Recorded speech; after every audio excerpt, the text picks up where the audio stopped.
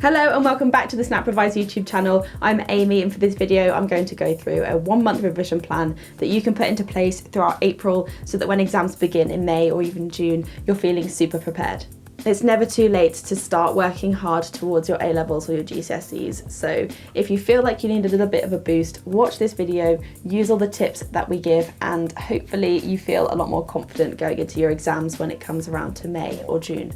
So the first thing that you want to be doing is reading through the specification for each of your subjects and highlight all of the parts that you don't know or you're a little bit unsure on. Be brutally honest with yourself at this stage.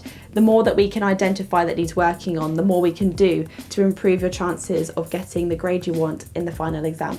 When you've gone through and highlighted all of these, and you want to transfer this into a list. So write a list of all of the things that you need to be working on, and then next to this, write the date of your exam for that subject. Here's a template on screen for you to use to do this. Make sure that you split all of the topics that you need to cover into each individual subject that they belong to. This keeps it nice and neat and hopefully minimises the stress that you feel when you come to sit down and revise. So once you've got this list of topics, you want to try and match each of them to the exam that you're going to be sitting. So for A-level science, you sit multiple exams, and in each of those exams, slightly different topics will come up. Try to match them up. If you can't, then just match the topic to the first exam date that you're going to have. This just is a conservative estimate so that we have the minimum amount of time that you have available. So each topic that you need to cover, we will assign a 1-hour revision session to. A general rule of thumb is that your revision sessions should be about an hour long, and if you want to do consecutive revision sessions, have at least a 15-minute break in between the two.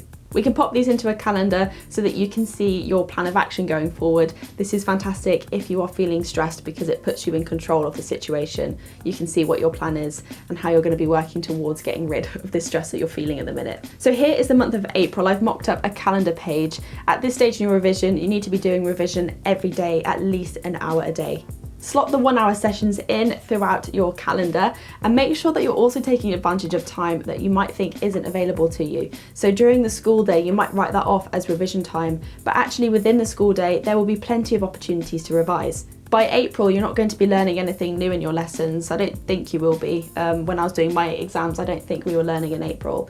Instead, lessons become revision sessions. So you actually get to work with your teacher to work through different topics. If you can have any say in the topics that your teacher covers in those lessons, then make it known the difficulties you're having so that your teacher can give you tailored help. Take advantage of these sessions. Having your teacher around to ask questions and work through things is so valuable. You might even have free periods throughout the day that you can go and do some independent study.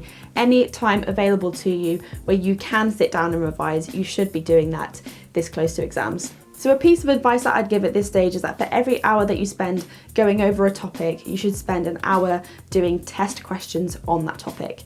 If you struggle answering the topic test questions, then just build in another hour of revising that topic so that you can shore up all of those problems you're having. If this sounds unrealistic, and if you feel like you're just going to end up snowballing all of the work that you need to do, think about it this way. Let's say that if you have 12-hour days throughout April, you have 360 hours available to you.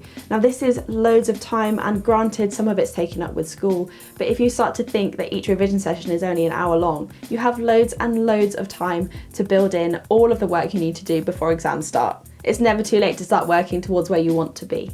If you finish a revision session feeling like you should probably spend a bit more time on that topic, then schedule another hour to revise that topic. This video up here gives you a template for tracking your progress as you go through. It's really handy, especially if you find that sometimes you struggle to think of ideas for revision when you sit down to revise. Because exams start in May or even June, April is a very important time to get ahead. Make sure you make the most of it. Get onto those really tough topics that you usually struggle with. Make sure you're absolutely nailing them down and cracking them out with exam past paper questions. And don't forget to also regularly refresh yourself on the rest of the spec that you do know quite well. Luckily, this year you have that advanced exam information, so put a lot of your emphasis on the topics that you've been provided with in those documents. This might help to cut down that list of priorities that you want to address during April. But I still would recommend that you cover the whole spec. So if there's a topic that wasn't provided in the advanced exam information, but you do really badly in it in topic questions, then still try and nail that down, because there's a possibility that it could still come up. So with a month to go before exams, in April I wouldn't typically call your revision sessions cramming, but if you do want some cram revision tips, here they are.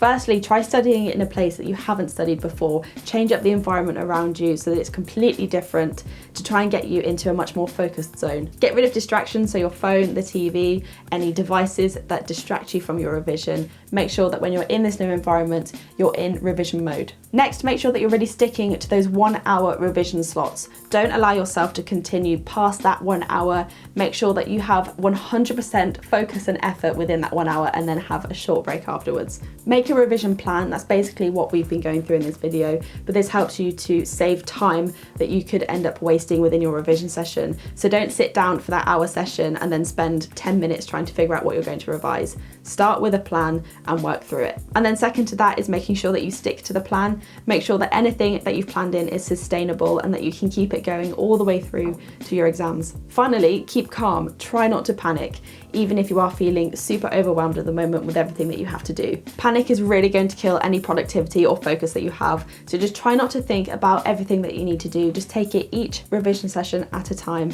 and you will get there. If you are watching this much closer to the exams and you want to get some cramming in, then focus on those advanced information topics. Really, there shouldn't be anything that you don't understand within a week of your exam.